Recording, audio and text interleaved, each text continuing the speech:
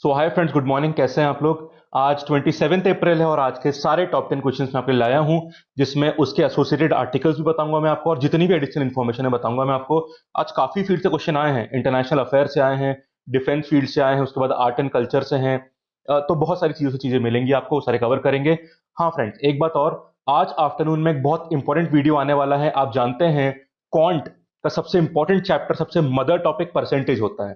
तो उसके बारे में वीडियो लाने वाला हूं आज दिन में मैं 10 क्वेश्चन जो एक्चुअल एग्जाम में आ चुके हैं, SSC, bank, CAT, UPSC prelim, मतलब एक्चुअल सवाल from the easiest to the toughest, सारे क्वेश्चंस लाया हूं मैं आपके लिए और मैं आपको अप्रोच समझाऊंगा। ठीक, कि क्वेश्चन देखते ही हमें परसेंटेज वाला क्वेश्चन किस तरह से पूरा उसको अटैक करके सॉल्व करना है। परसेंटेज चैप्टर में grip is very essential for your success in the examination. ठीक है, तो उस दिन वाली वीडियो को जरूर देखिएगा। एक्चुअल एग्जामिनेशन सवाल्स को हम लोग अप्रोच करेंगे और देखेंगे कि सवाल को देखते उसको स्टार्ट कैसे करना है, उसको अप्रोच कैसे करना है। ठीक है, वो पूरी कहानी देखेंगे।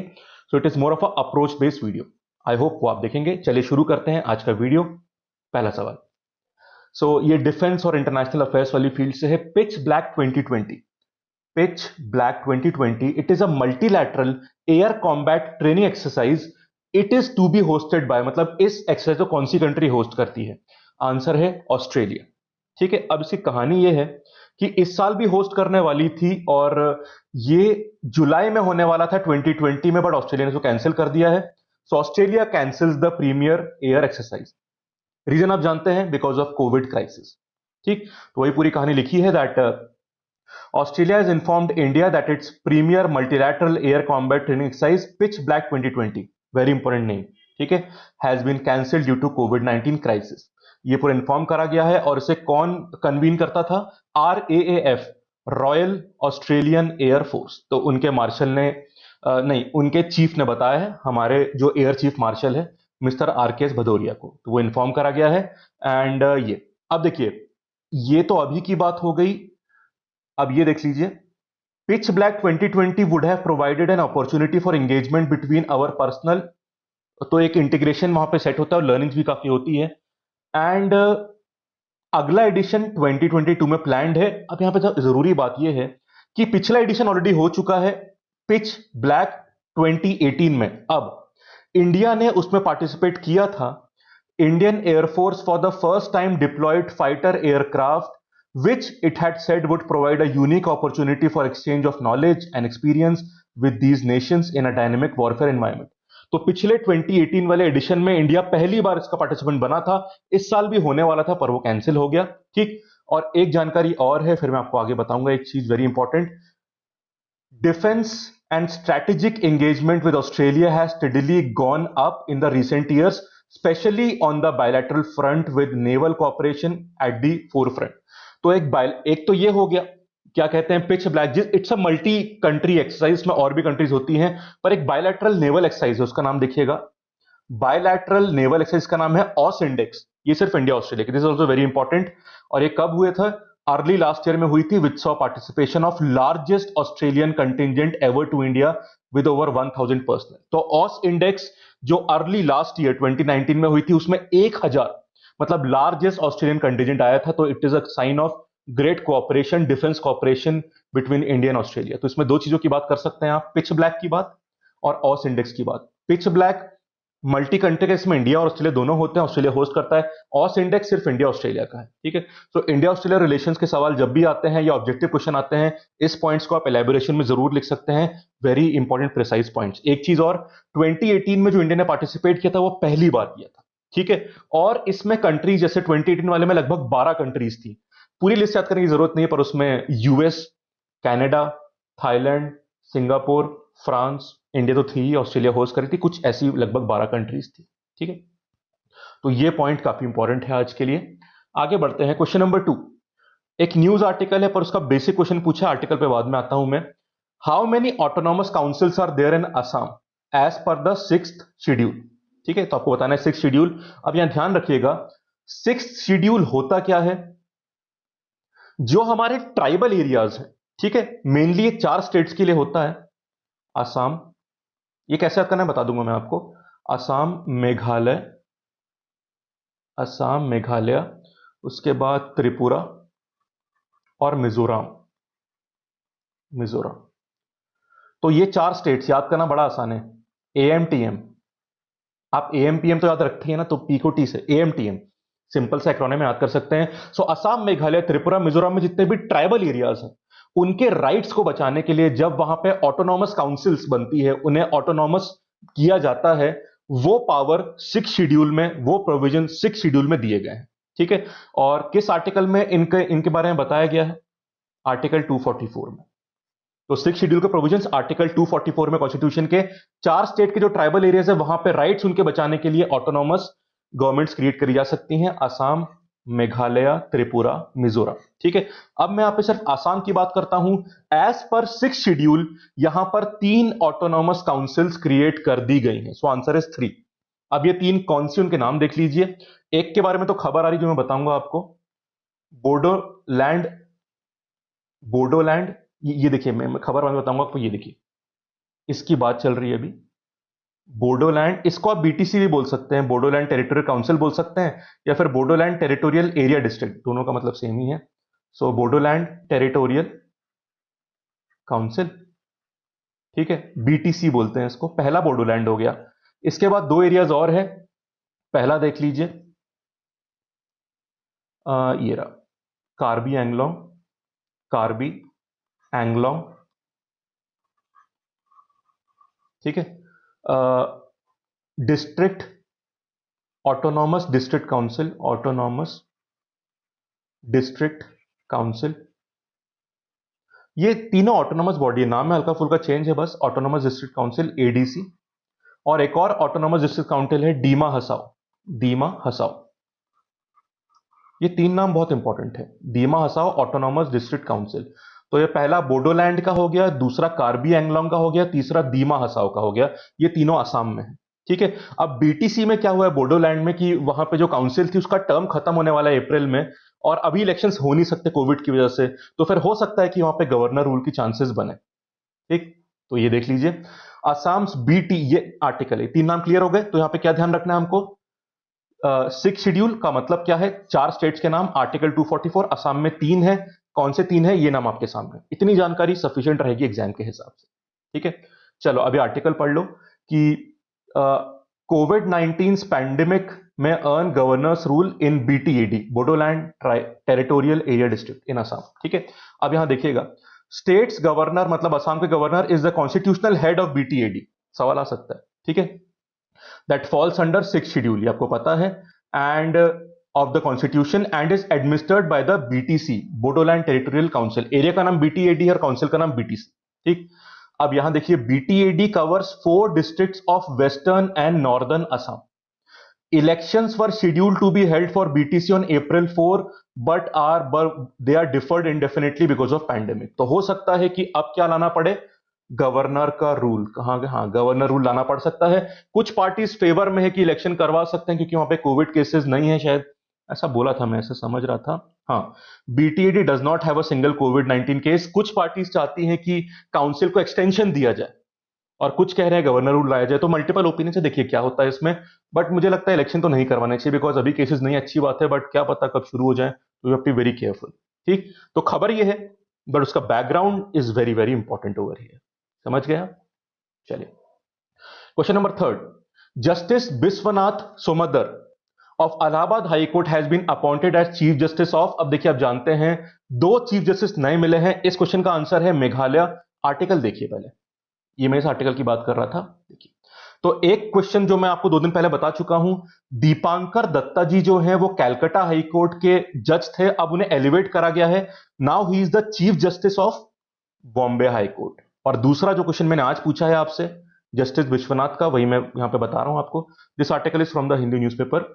जस्टिस विश्वनाथ सोमदर, ये इलाहाबाद हाई कोर्ट के जज थे, अब ये क्या बन गए? Chief justice of Meghalaya high court. अब खबर एक्चुअली ये है कि क्योंकि फ्लाइट्स और ट्रेन तो मूव कर नहीं रही है, तो ये दोनों जजेस with family by car he move करने लगे, and they covered a long distance, लगभग 2000 किलोमीटर का। तो एक ट्रैवल कर रहे हैं कैलकाटा से बॉम्बे मुंबई, और एक कर रहे हैं ट्रैवल इलाहाबाद से पूरा, मतलब ये जाएंगे अपना मेघालय तक जाएंगे। तो इट्स आई मीन पूरा कवर करेंगे। 2000 किलोमीटर का डिस्टेंस बताया जा रहा है।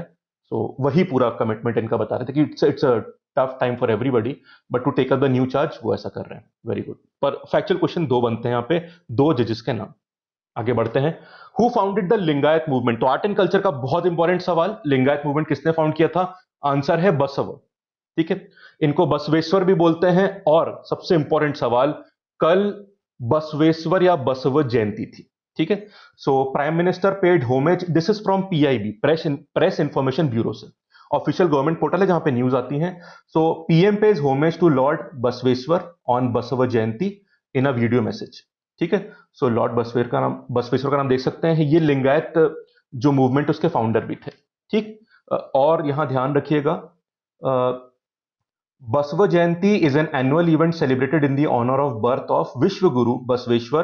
He was a 12th century philosopher and social reformer. ठीक है, and Prime Minister sought blessings of Lord Basveshwar to give country the strength for defeating the pandemic coronavirus. उसके लिए उन्होंने प्रे किया है। बाकी इनकी एक स्टैच्यू लंदन में भी है, और इनकी जो टीचिंग्स हैं उसे काफी लैंग्वेज में ट्रांसलेट भी करा गया है। ठीक, जो उनके होली वचन्स हैं उनको 23 लैंग्वेज में ट्रांसलेट करा जा चुका है। And he was a great reformer and a great administrator, and prime minister said lord Basaveshwar did not just preach about the reforms he wanted in the individual और in society, he also adopted and inculcated them in his own life. So we have a lot to learn from Basaveshwar, जो विश्वगुरु बसवेश्वर जी हैं, तो उनसे काफी कुछ सीखने को उनकी लाइफ से और उनकी लर्निंग से।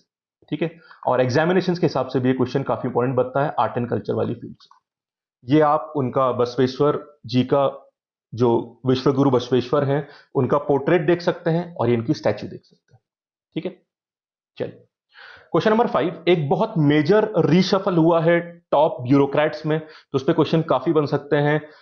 एक क्वेश्चन पूछ रहा हूं, बाकी आर्टिकल में पूरा पढ़ लीजिएगा। Who has been appointed as the secretary of economic affairs? So secretary of economic affairs किसे अपॉइंट करा गया है? Answer is Tarun Bajaj, and this is the complete article from the Hindu newspaper.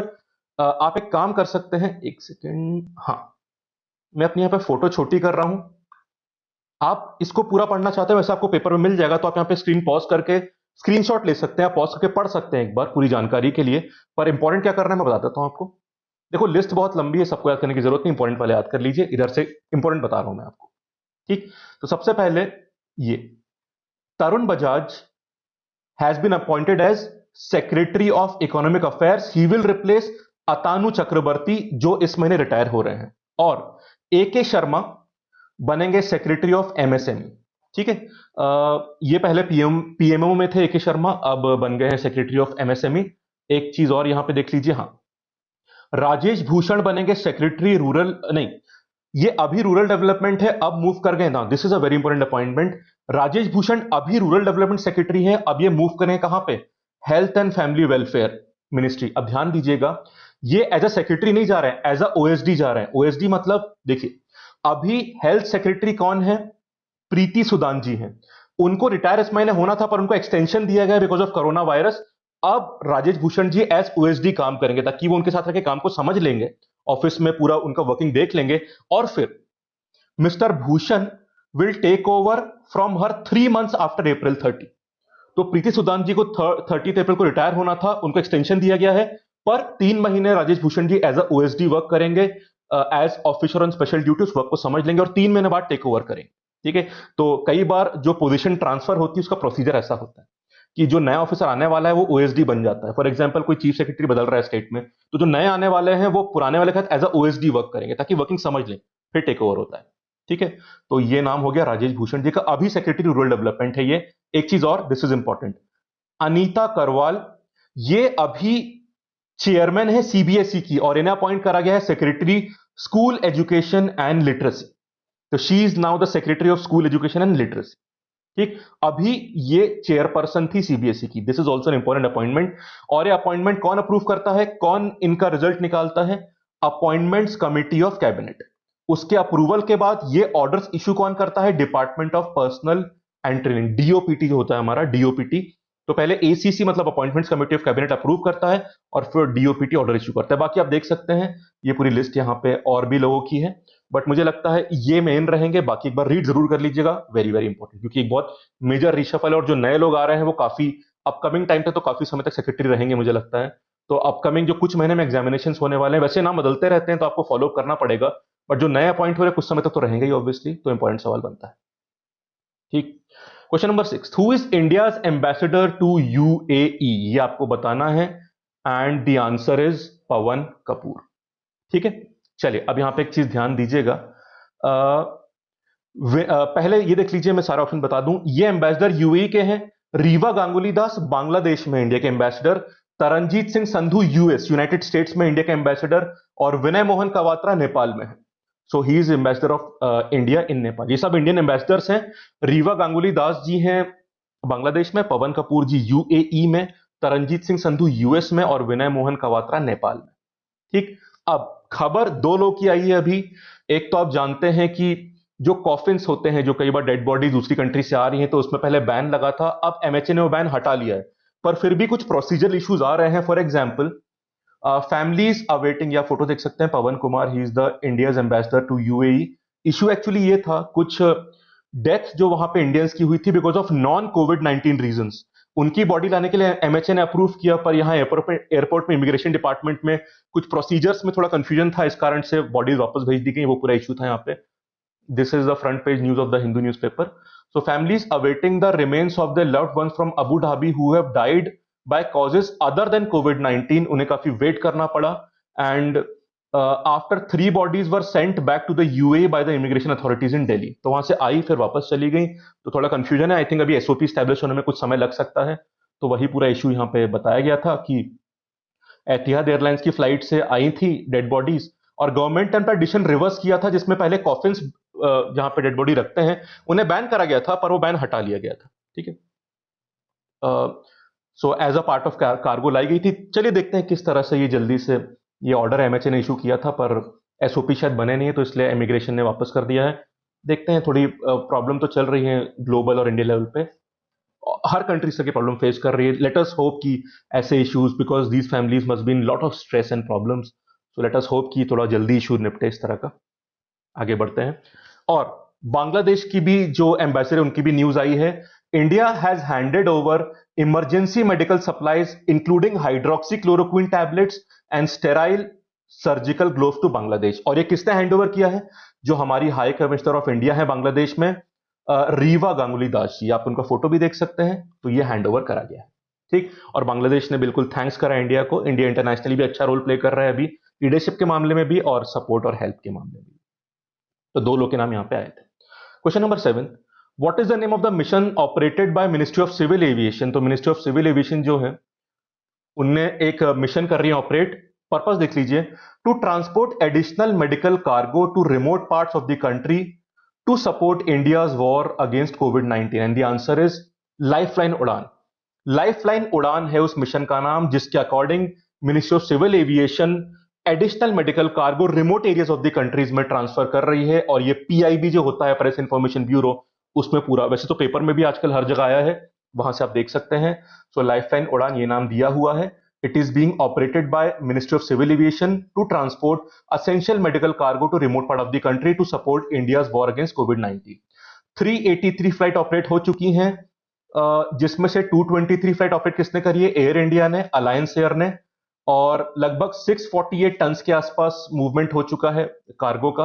और टोटल एरियल डिस्टेंस अगर हम देखते हैं, जो लाइफलाइन उड़ान की फ्लाइट्स कवर कर चुकी हैं till date, it is 3,76,952 kilometres. ठीक है, और इसमें पवन हंस के हेलीकॉप्टर्स भी जा रहे हैं।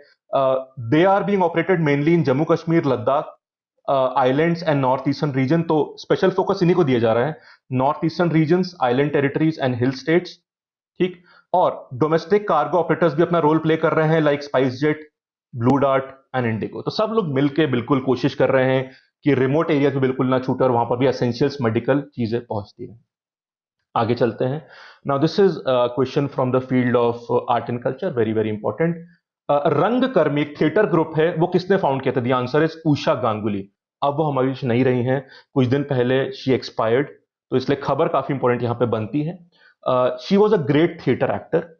उनकी एज 75 थी जब उनकी डेथ हुई, एंड उन्होंने 1976 में ये ग्रुप फाइंड किया था। और कैलकाटा में शी वॉज, मतलब वहां पे दो ही प्रोमिनेंट नेम थे। जो हिंदी थिएटर रन करते थे, क्योंकि ज्यादातर वहां पे बंगाली थिएटर्स हैं। उसमें एक नाम था श्यामानंद जालान जी का, और एक जालान जी का और उषा गांगुली जी का। ठीक।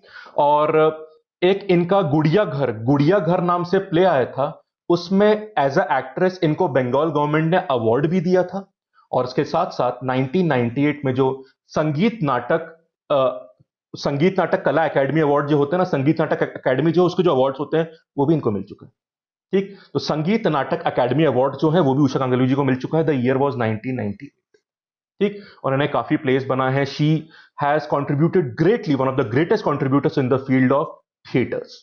और ये कैलकाटा में इन्होंने अपने आखिरी कुछ सांसें ली हैं। तो she is no more with us. Question wise भी मुझे लगता है काफी इंपॉर्टेंट। उनके ग्रुप का नाम था रंगकर्मी। फॉर्मेशन 1976 में था इसका। ठीक है, चलिए आगे चलते हैं। ये आप उनका फोटो यहां पे देख सकते हैं, उषा गांगुली जी का। Question number 9। रूहदार रूहदार एक वेंटिलेटर है जो बनाया गया है। तो आपको बताना है कि किस, मतलब एक स्टूडेंट ने बनाया है। और हाँ, मैं नाम रिकॉल कर रहा था। वो स्टूडेंट कौन से कॉलेज का आपको बताना, आईआईटी बॉम्बे। जुल्कार नैन, मैं उनका नाम ही रिकॉल कर रहा था। Zulkar Nain is a student of IIT Bombay. ये कश्मीर वैली वापस गए थे अपने घर, और उन्होंने फिर वहां पे जब देखा कि पैंडेमिक पूरा फैला है, वो कोरोना वायरस, और उन्होंने देखा कि कश्मीर वैली में जैसे हर जगह आप देख रहे हैं वेंटिलेटर्स की थोड़ी कमी रहती है, तो उन्होंने देखा कि कश्मीर वैली में काफी कम वेंटिलेटर्स है, अराउंड 97 के आसपास। तो उन्होंने इनिशिएटिव लिया और अपने कुछ फ्रेंड्स के साथ मिलकर, फ्रेंड्स कौन से कॉलेज के थे, एक थे Islamic University of Science and Technology Awantipora Awantipora, और एनआईटी श्रीनगर। इस कॉलेज के इनके फ्रेंड्स थे, और ये खुद कहां के थे, आईआईटी बॉम्बे के थे। तो इन लोगों ने मिलकर एक लो कॉस्ट वेंटिलेटर बनाया है। जैसे आपको याद है प्राणवायु बनाया था आईआईटी रुड़की ने, वैसे यहां पे इन्होंने बनाया है। ये आईआईटी बॉम्बे के थे। जुल्कार नैन उस स्टूडेंट का नाम है, आईआईटी बॉम्बे। और ये काफी इफेक्टिव है, और इसकी कॉस्ट अभी 10,000 के आसपास है, बट इनको लगता है कि जब मास प्रोडक्शन होगा तो फिर इसकी कॉस्ट और कम हो सकती है। तो नाम क्या है, रूहदार वेंटिलेटर। तो इस तरह के initiative by the young minds of India is a very good contribution. देखते हैं इसका मास प्रोडक्शन कब शुरू होता है, बट इट काफी यूटिलिटी वाली चीजें हैं ये, जो ग्राउंड लेवल पे काफी सपोर्ट करेंगी। ठीक है फ्रेंड्स, चलिए last question for the day. International से है, बहुत डेप्थ में नहीं जाना इस टॉपिक के, बट थोड़ा देखना पड़ेगा। STC southern transitional council has announced self rule in the southern part of which country. तो ये पूरा इशू पता है कहां चल रहा है, यमन में चल रहा है। आर्टिकल देख लीजिए फ्रॉम द हिंदी न्यूज़पेपर। ये आर्टिकल पढ़ लीजिए, बहुत इसकी बैकग्राउंड में आने की जरूरत नहीं है आपको, पर थोड़ी चीजें पूछ सकते हैं। ऐसी चीजों से जब भी क्वेश्चन आएगा तो बहुत सरफेशियल क्वेश्चन आएगा, सरफेस सतह वाला क्वेश्चन आएगा, फेस वाला क्वेश्चन, बहुत डीप में नहीं जाएगा वो। ठीक है।